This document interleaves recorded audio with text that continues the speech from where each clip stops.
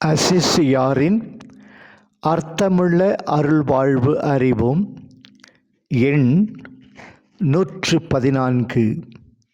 வழங்குபவர் அருள்முனைவர் ஆசோசை ராஜா, Franciscan Capuchin. நாள் 23/4/2024 புதன். பறவைகளுக்கு போதித்தல். பிரான்சிஸ் ஸ்பொலேட்டோ பள்ளத்தாக்கு வழியாக பயணித்துக் கொண்டிருந்தார். அவர் பவனியாவுக்கு அருகிலுள்ள ஒரு இடத்தை அடைந்தார்.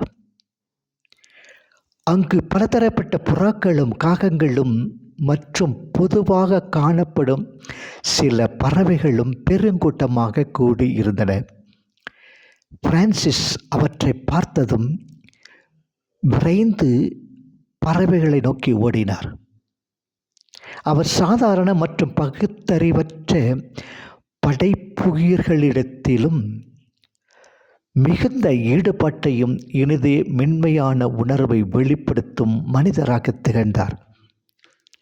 அவர் அவற்றை நெருங்கி வந்ததும் அவை தனது வருகைக்காக காத்திருப்பதைக் கண்டு அவற்றிற்கு வழக்கம் போல வணக்கம் கூறினார். இருப்பினும் பறவைகள் வழக்கமாக செய்வதைப் போன்று பறந்து சென்று விடாது. அங்கே இருந்ததைக் கண்டு அவர் மிகவும் வியப்புற்றார். மகிழ்ச்சியால் நிரப்பப்பட்ட அவர் கடவுளுடைய வார்த்தையை கேட்கும்படி தாழ்மையுடன் அவர்களை கேட்டுக்கொண்டார். என் சகோதர பறவைகளை, படைத்தவரை நீங்கள் பெரிதும் புகழ வேண்டும். எப்போதும் அவரை அன்பு செய்ய வேண்டும். அவர் உங்களுக்கு அணியாக இறகுகளும் பறக்க இறக்கைகளும் உங்களுக்கு தேவையானது அனைத்தையும் கொடுத்தார். கடவுள் உங்களை தம்முடைய படைப்புகளில் எல்லாம் உன்னதமாக ஆக்கி நீங்கள் விதைக்கவோ அறுக்கவோ இல்லாத போது தூய்மையான காற்று மண்டலத்தில் உங்களுக்கு ஒரு வீட்டை கொடுத்தார். நீங்கள் சிறிதும் கவலை கொள்ளாத விதத்தில் உங்களை அவர் பேணி பாதுகாக்கின்றார் என்றும் பேசினார்.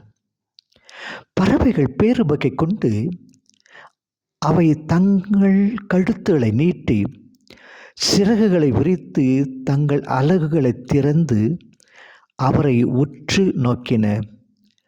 அவர் அவைகளின் நடுவில் இங்கும் அங்குமாக நடந்து அவைகளின் தலையையும் இறகுகளையும் அவருடைய அங்கியால் தடவியபடி கடந்து சென்றார்.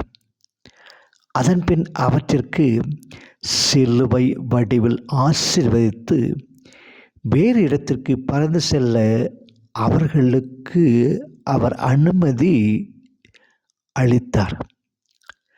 பறவைகள் கடவுளுடைய வார்த்தையை மிகவும் பக்தியுடன் கேட்ட பின் இதற்கு முன் அவைகளுக்கு போதிக்காமல் அலட்சியமாக இருந்ததற்காக அவர் வருத்தப்பட்டார். அன்றிலிருந்து எல்லா பறவைகளையும், எல்லா விலங்குகளையும், அனைத்து ஊர்வனவற்றையும் மற்றும் உணர்வற்ற உயிரினங்களையும் படைப்பாளரை புகழ்ந்து அன்பு செய்யும்படி தவறாமல் அறிவுறுத்தினார். ஏனென்றால் அவை தினமும் மீட்பின் பெயரை உச்சரித்து கீழ்ப்படிவதை அவர் தன் சொந்த அனுபவத்தில் கண்டிருக்கிறார். ஒரு நாள் பிரான்சிஸ் இறைவார்த்தையை போதிப்பதற்காக அல்பியானோ என்ற கிராமத்திற்கு வந்தார். எல்லோரும் அவரை பார்க்கக்கூடிய ஒரு உயரமான இடத்திற்கு சென்று அமைதியாக இருக்க அனைவருக்கும் அழைப்பு விடுத்தார். ஆனால் அங்கு கூடுகட்டி இருந்த மிகுதியான பறவைகள் கூச்சலிட்டு கொண்டிருந்தன. இதன் காரணமாக அவரது குரலை மற்றவர்கள் கேட்க முடியாமல் போகவே அவர், என் சகோதர குருவிகளே, இது நான் பேசுவதற்கான நேரம். ஏனென்றால் நீங்கள் போதுமான அளவு பேசிவிட்டீர்கள். இறைவனின் வார்த்தையை கேட்டு இறைவார்த்தையை போதிப்பது நிறைவடையும் வரை அமைதியாக இருங்கள் என்றார். அந்த சிறிய பறவைகள் உடனடியாக அமைதியாகிவிட்டன. அங்கிருந்தோர் அனைவரும் ஆச்சரியப்பட போதனை முடியும் வரை அந்த இடத்திலிருந்து அவை நகரவே இல்லை. இதை கண்ட அந்த மனிதர்கள், உண்மையிலேயே இந்த மனிதர் தூயவர், உன்னதமான கடவுளின் நண்பர் என்றனர். அவர்கள் கடவுளை புகழ்ந்து போற்றிக்கொண்டே பக்தி பெருக்கினால் அவருடைய ஆடைகளையாவது தொட அவர்கள் விரைந்தனர். பகுத்தறிவற்ற உயிரினங்களும் அவர் தங்கள் மீது கொண்டிருந்த மென்மை உணர்வும் அவரது அன்பின் இனிமையையும் உணர்ந்திருந்தன. இவ்வாறு பிரான்சிஸ் கீழ்ப்படுதலின் வழியில் நடந்து கடவுளுக்கு முழுமையான அடிப்பணிதலின் நுகத்தை அரவணைத்ததால் அவர் கடவுள் முன் மேலான மதிப்பை பெறவும் படைப்புயர்களின் கீழ்ப்படுதலை பெறவும் தகுதி பெற்றிருந்தார். அசிசியாரின் அர்த்தமிகும் அருள் வாழ்வு முடிந்த அளவுக்கு எல்லோரிடமும் இணக்கமாகவும் நட்புணர்வோடும் இருப்பதன் மூலம் எதிர்மறை எண்ணங்களை நாம் வென்றெடுக்கின்றோம்.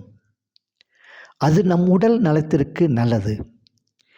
எல்லோரிடமும் எல்லாவற்றிடமும் ஏதேனும் ஒரு பண்பை நாம் உணர முடியும்.